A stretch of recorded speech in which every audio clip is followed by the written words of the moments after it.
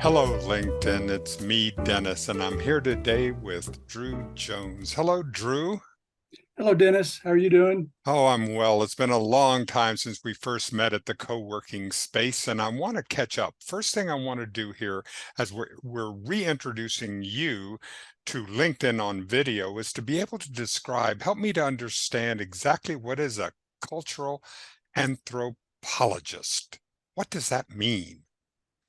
Well, anthropology is the science of humans and human evolution and human culture. So, a cultural anthropologist focuses on the cultural aspects of initially human evolution and then human life today in all of its manifestations.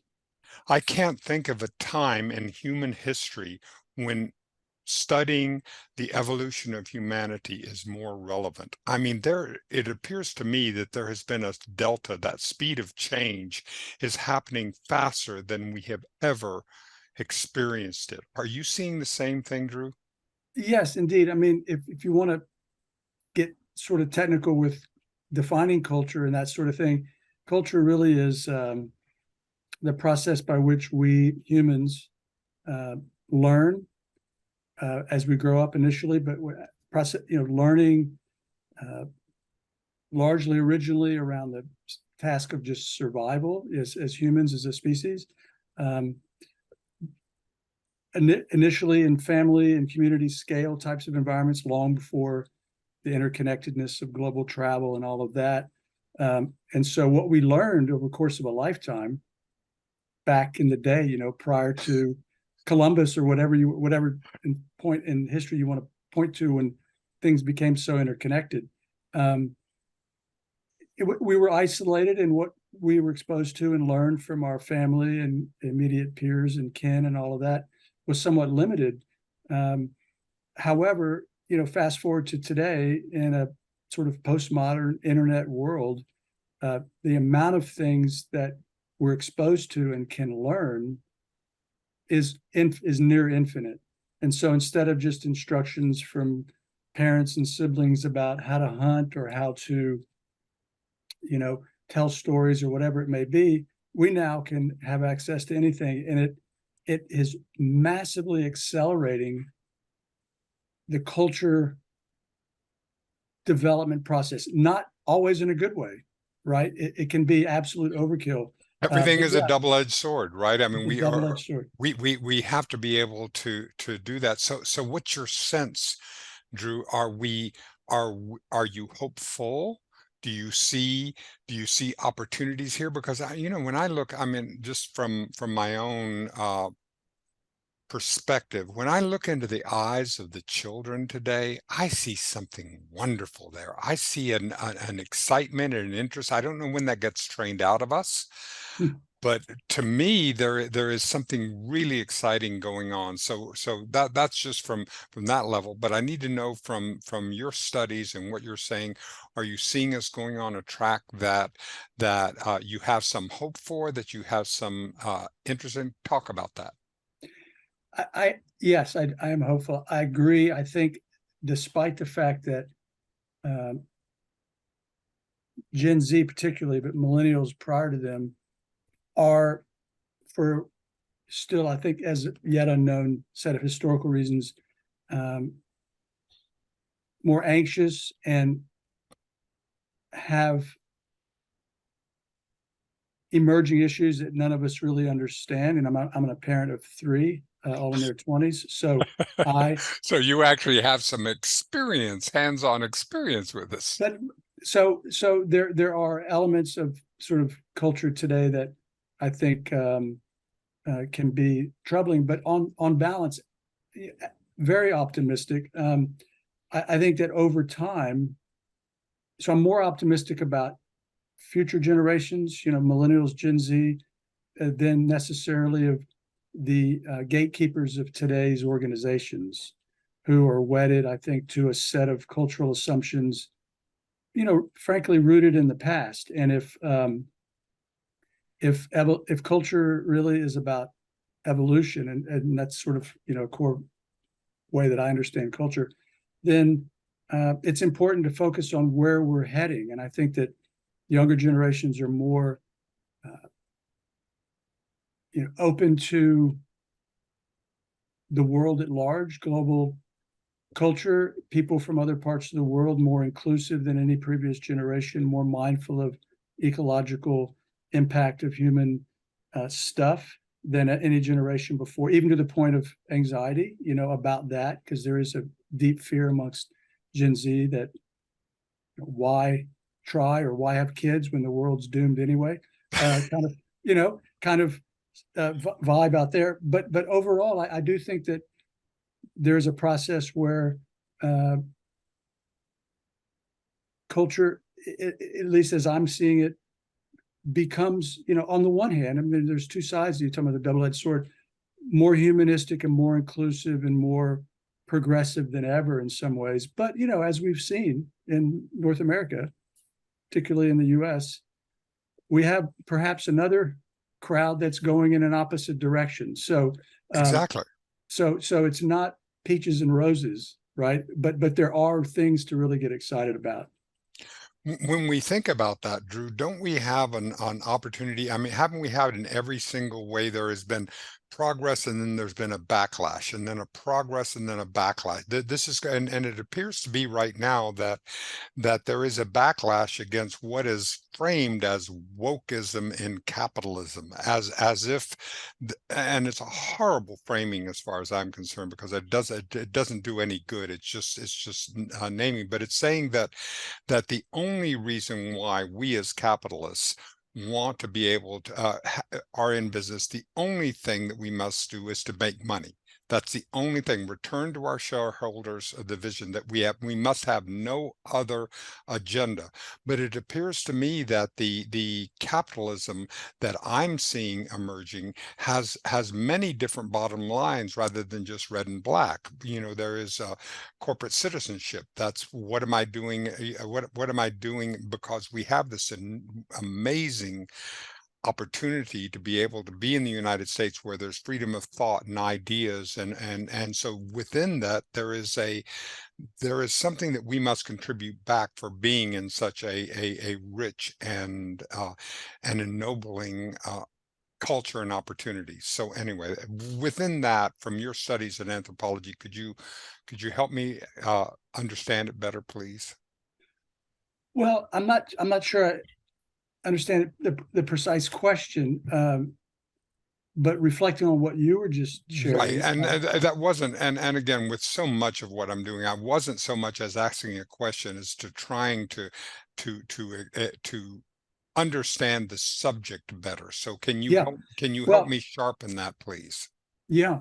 Well, I think, among a lot of my anthropology colleagues, this isn't a particularly popular point of view, but I do think that there's enormous promise in the potential impact of business, positive impact of business in society. And I think from my perspective, that really became clear, and really when I pivoted from, academic anthropology into business in the mid to late 90s, was really, the emergence of things like Fast Company magazine and Business 2.0 and Industry Standard and Red Herring and the new economy magazines. We're saying that business doesn't have to be this one thing, this zero sum game where all the benefits accrued to, activist shareholders or whatever.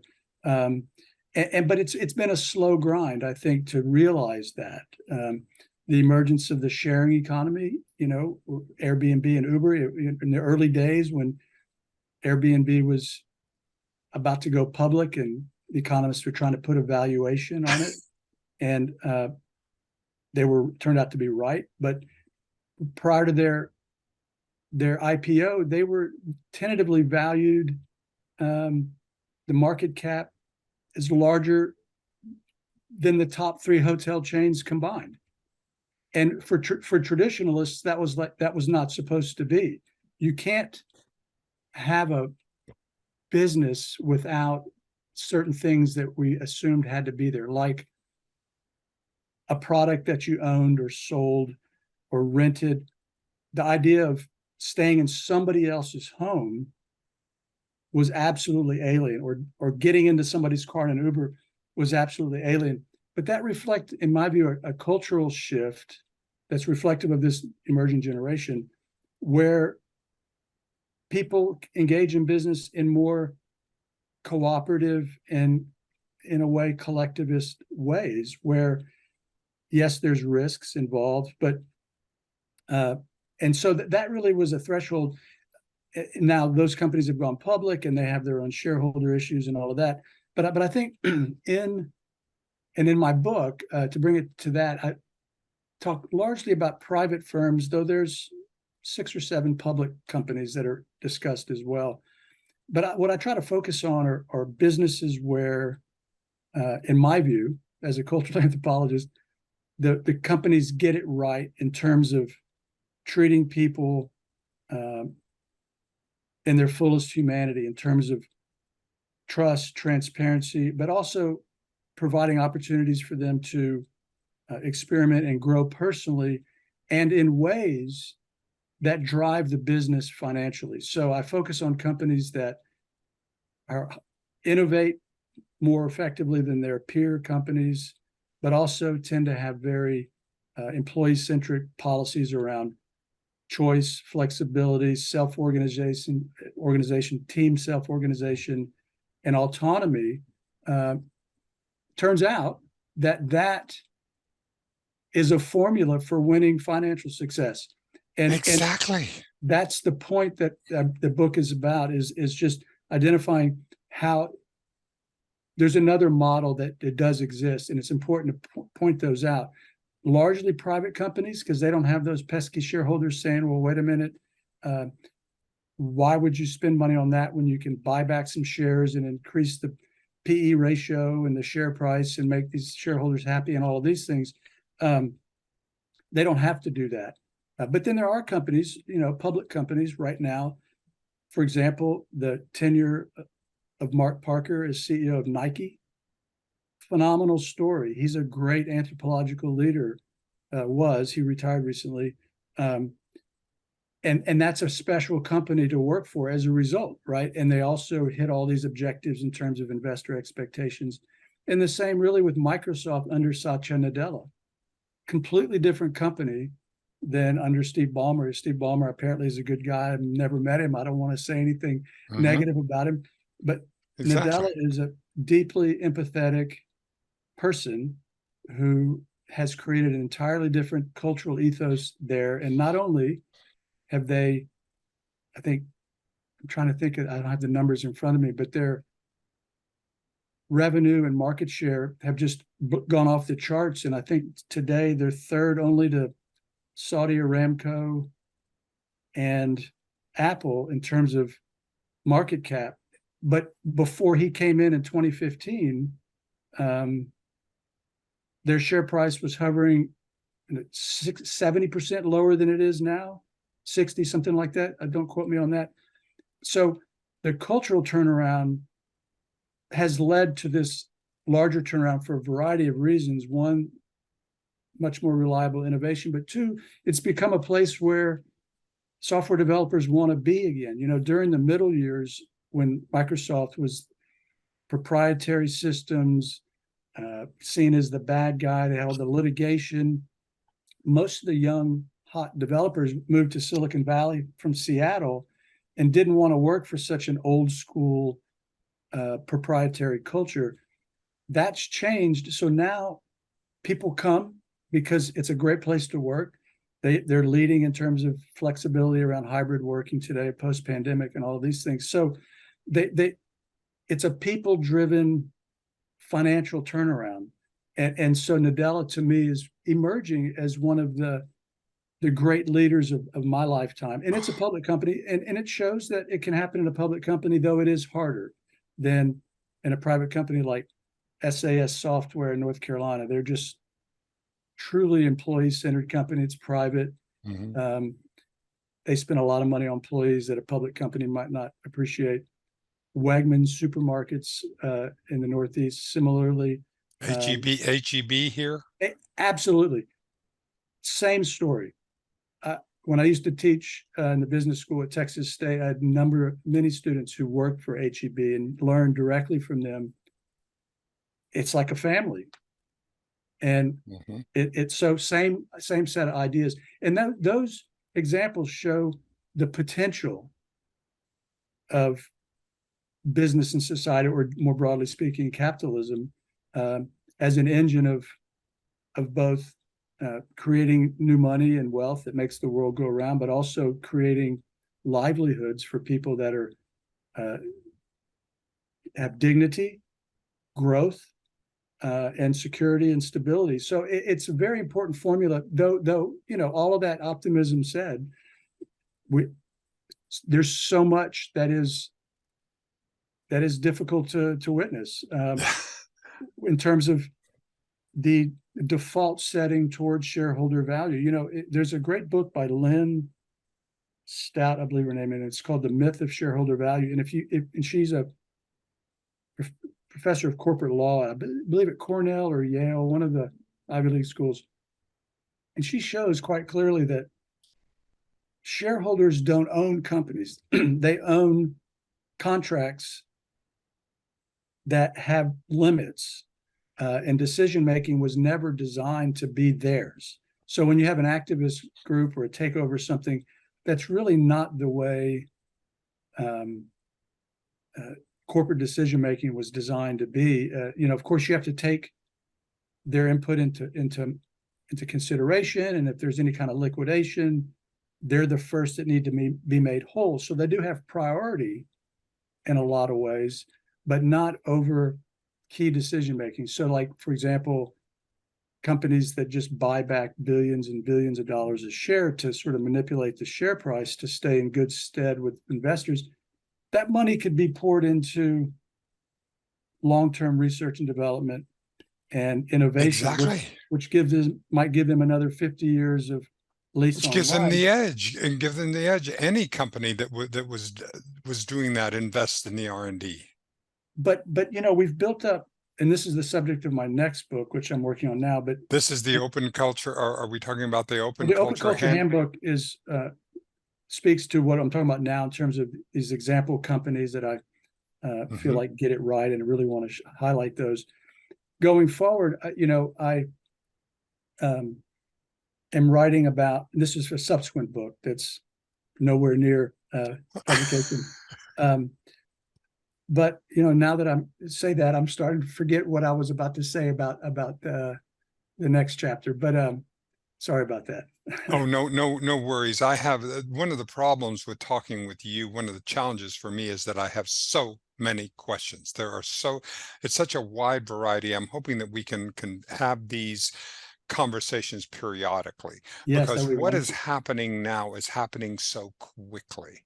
Yeah. And my opportunity is to be able to say is that, where are we in this human evolution? What is 3 million years that we said, just as some anthropologists say, that humans have been around in the arc of a species. Are we in our adolescence? Are we in our early stages? Where are we as far as where we're going to be able to take care of what's been given to us? Well, in terms of Homo sapiens sapiens, that is us, we really emerged as a distinct species, 200 to 150,000 years ago. 3 Really? million. So that's not that long. So 3 million years ago is when there's evidence of like bipedalism and early Homo habilis and other Hmm. species that were predecessors to Homo sapiens. So like Lucy and all those finds in East Africa and stuff. So in terms of our species, it's relatively young, and so and this is what I think the advantage of an evolutionary perspective, and that is if you include the long arc of pre-sapiens, you go back 3.5 million years or so. Some would say a little bit further. That eventuated into Homo sapiens. and then say 200,000 years ago or so, that last out migration from East Africa to populate the world. And then, so there's 3.5 million years to 200,000. And then really the next big watershed was the domestication of agriculture and animals, where communities, some became sedentary and stopped living fully as nomadic, hunter-gatherers. And so if you look at that, 10,000 years, that was around 10,000 years ago in the Near East, from there to today, that's a really short period of time. Wow. And so it in a way, and this is what evolutionary anthropologists talk about, we're actually designed for a different era. The culture has changed so fast that our biology and our genetics haven't caught up with it. And so some people argue that, we're still underneath the surface, underneath our clothing and stuff. We're really, just talking primates who have pretty, yeah, so, and so I don't delve into it that much in this version of the book, but there is there are aspects, of humanness that modern life violates. Like, for example, in the corporate world, I think it's a $300 billion cost to companies, employee sickness, employee health problems, type 2 diabetes, hypertension, sciatica, heart disease, obesity, all these things. And it's a function of sitting like we're doing all day long. Humans were not designed to be sedentary. Right. We have physical needs. This is why when you go to the gym, you feel like $1,000,000. Well, that's a hygiene factor. You're just actualizing as a human being. It feels great because it's so different. But when I've done research in different parts of the world, and when I was an undergrad, I spent a semester in West Africa doing research and just living. And the folks working in the fields, they'd never been to a gym. There were no gyms, but they looked like they were entirely sculpted. Their life was the gym. Now, it's easy to sort of project that and idealize that. I'm not trying to do that, but anyway, so things like that, as well as other aspects of human, I don't want to say human nature, maybe that's really the thesis amongst a lot of these evolutionary scientists is that we kind of live out of place because culture has changed so dramatically that we're constantly catching up with the conditions that we've created for ourselves. And of course, there's so many benefits to that in terms of the amenities of modern life, and nobody would trade and go back to any kind of previous time. But it does create a lot of mismatches that I think science is really just kind of reckoning with, because 10,000 years ago to today, it's not that long. But you're talking about the pace of change. What's really fascinating is the succession of various innovations that humans really have pioneered. Domestication of plants and animals, which led to population growth, administration, taxation, standing armies, bureaucracy, currency, the stuff that people, the arts of civilization.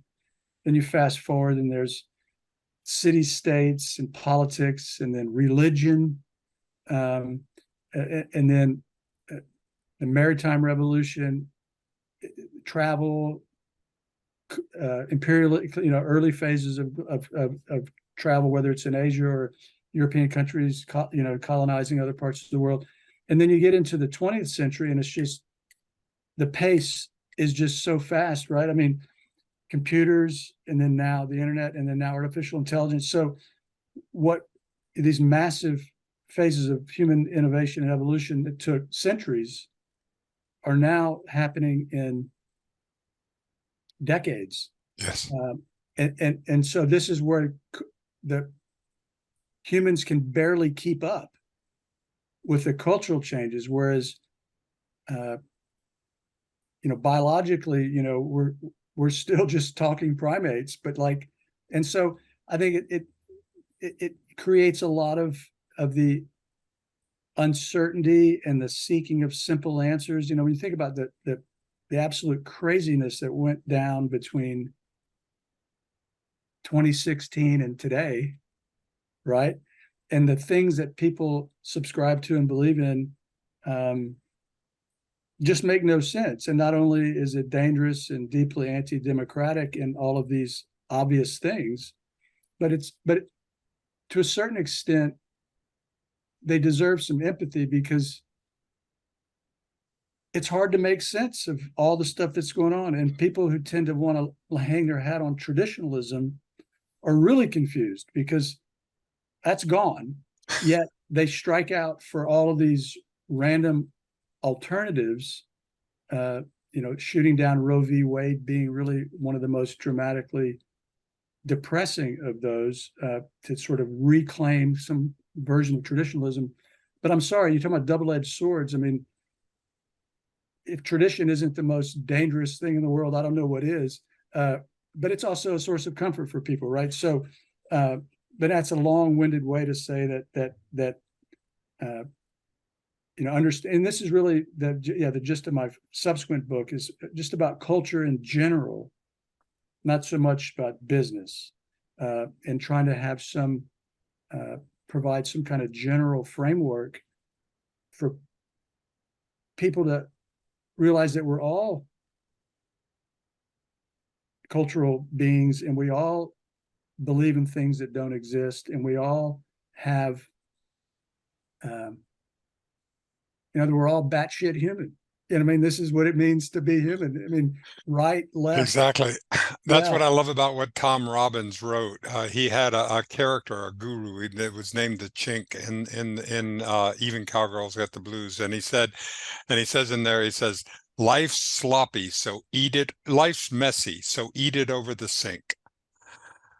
That it's fascinating that you say that, because one of my close friends, who's actually the singer in a band that I play in, he did his master's thesis on Tom Robbins, and he says all the time, using other references, but if it gets sloppy, eat it over the sink. So I hear that from him from time to time. That's a great.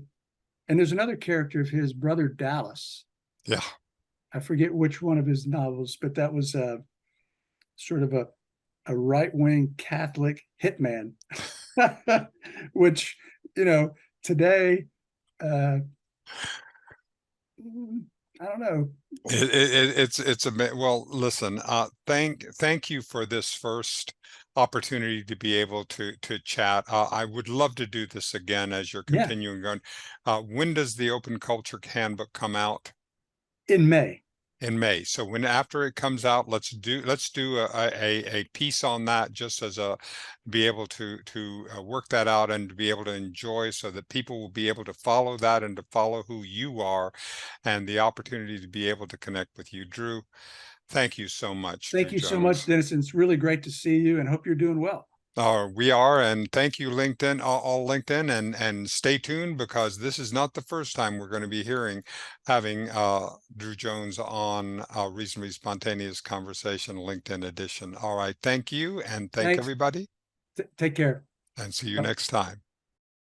This episode of Reasonably Spontaneous Conversations has been brought to you in part by In Search of the New Compassionate Male. For more information, go to newcompassionatemale.com.